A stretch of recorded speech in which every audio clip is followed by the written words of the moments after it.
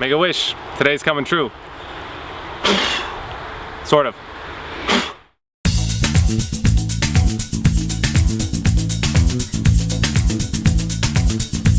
Ask Alec.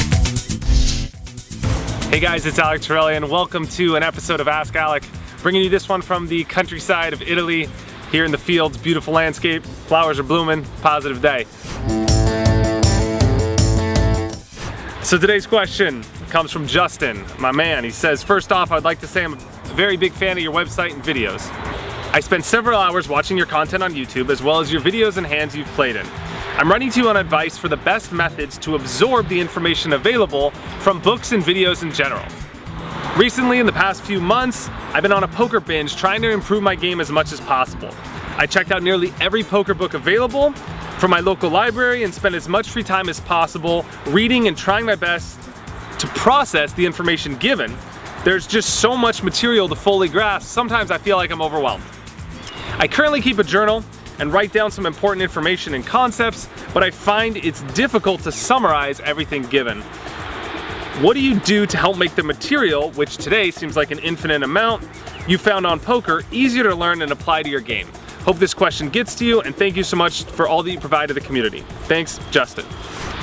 Justin, great question, man. I know there's so much content out there and so much different styles of content and different ways of absorbing and learning information. You could watch videos, you could do hand replayers, you could watch Ask Alec, or you could read poker books, and there's of course a myriad of poker books from all different subjects, and they all approach the game differently. So I know that it could be really overwhelming to sort of separate the noise from the real information you're trying to get and then absorb all that information and then apply it to your game. So an analogy I'll use for purposes of this video, and one I really believe is integral to learning, is to really think about your time in school. Probably if you remember your best or favorite teachers, the ones that you really learned the most from, were the times that you were actually immersed in the subject that you were learning. We all know that you said you learn a lot from experience and hands-on sort of material, and I think that's really the best approach to have, not just in school, but in any format of learning. After all, theory can only take you so far, and listening and then trying to absorb information without actually touching it or getting your hands dirty, however you want to think about it, is only going to take you so far. So you really have to make a point to apply this information. Now, conventional wisdom is, okay, I'm just going to play a ton of poker and just learn that way. It's just only experience. Well, just playing poker is sort of like trying to just only have experience without having any of the theory. So of course, what's gonna happen is your fundamentals or your approach or your skill set will be lacking. It's like if you try to learn golf. The first thing everybody tells you is it's imperative to get an instructor. Why? Because if you don't, you're just left hacking on the golf course by yourself, and you're gonna develop bad habits, bad form, and bad fundamentals. So it's really a marriage of both, and it's where the preparation off the table and the implementation and the exercise meet that you really find that sweet spot, and that's where the real learning begins. So Justin, I think you're on the right track here when you say that you have a journal and you keep notes and you sort of write down things. That's really the best place I would say to start, and I would challenge you and push you to further your exploration in that area.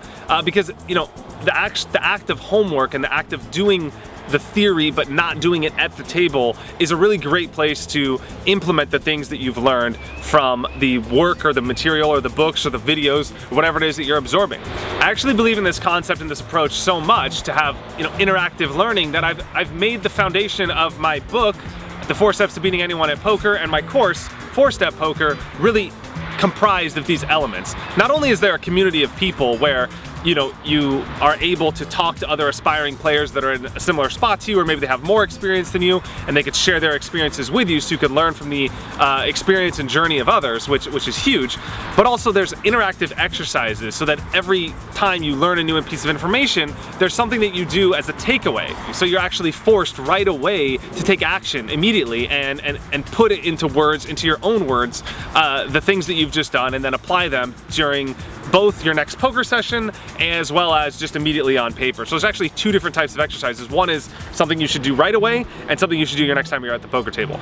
So if you get my books and products, great. If not, fine. But what you should do if you don't have access to it is find a way to create exercises yourself that you could do that challenge you. So it's essentially creating your own homework exercises. So let's say you read a book and you have, you learn a concept about range balancing or game theory, whatever it is. What you should be doing after you find this material is try to find a way to implement it directly on paper. So maybe you should rewrite the definition in your own words. Maybe you should create some exercises for yourself and say, okay, what is the best time to use game theory? When is the best time to be exploitative instead? What does it mean to really be have a balanced range? Against which types of opponents am I going to implement this strategy? And if you play against the same players often, you could really pick out and isolate different opponents and then recollect hands that you've played and say, wait a minute, I played this hand, how am I going to apply this new theory I learned with this hand that I played in the past? Or if the variables are different about that hand, maybe you could change the variables. Instead of having the 2 cards you have, pretend that you had a flush draw, or pretend you had the cards that your opponent had, and then what would you do differently? And then apply the different theories you're learning to the hand examples. So in creating these exercises for yourself, you're stimulating your brain to be doing the exercises that you're going to do at the poker table. Then what I like to do, and what I suggest in my book, is I take it one step further. I say, okay, now you have this idea that you've done on theory, but now you really got to get your hands dirty. So the next time you play your poker session, you're going to focus on one specific thing that you've learned in that book or that material that you've absorbed, and you're going to try that at the poker table. So let's go back to the example. You want to learn something about game theory. Okay, fine. The next time you play poker, that's going to be your focus. And which types of opponents are you going to use that against? And what strategies are you going to use at the actual poker table to adjust your game and improve? So what you really want to do is get that process out on paper so that you translate it into your own words and it makes you understand it better. The second thing you want to do is you want to apply that directly to your game by getting your hands dirty during your next poker session. So find a way to pick one specific thing you're going to work on during your next session and make that your focus. Of course, keeping a journal like you're doing is excellent. I would write down your goal before your session, your focus for that session, a way to help you remind yourself of what you're going to focus on, and then afterwards, review. Write down 3 or 4 hand exercises that you played and how you applied the theory that you learned to those hands and what you could have done better.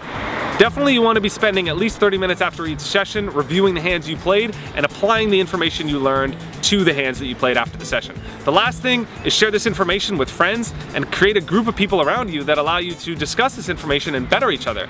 Different perspectives are huge when it comes to learning, right? When you do those group seminars in classes, or you talk to your teacher and you have like different people raising their hands and asking different questions, just the fact that they're approaching the situation from a different perspective helps you understand it in a way you never thought possible. I would definitely challenge you to talk to other aspiring players and maybe create study groups. You can do things on Skype once a week, whatever it is, to hold each other accountable and really be lifting your games up together. I totally provide this stuff in both my book and my course, the community and all the exercises you need to implement this stuff right away. But you could totally do this stuff on your own as well. If you have friends that you already know and you're diligent and you're accountable and you're gonna type of person that's gonna get up in the morning and work out on their own without a trainer, by all means, do this stuff on your own. You could take action literally right now, today. So don't wait around, the time is now, and get your butt moving, man. All right, awesome stuff, Justin. Hope you enjoyed it. If you have questions you'd like me to answer, shoot them over to me on my blog, alextorelli.com. You could also grab products there if you guys are interested. And see you next week. Ciao from Italia. See you guys next time.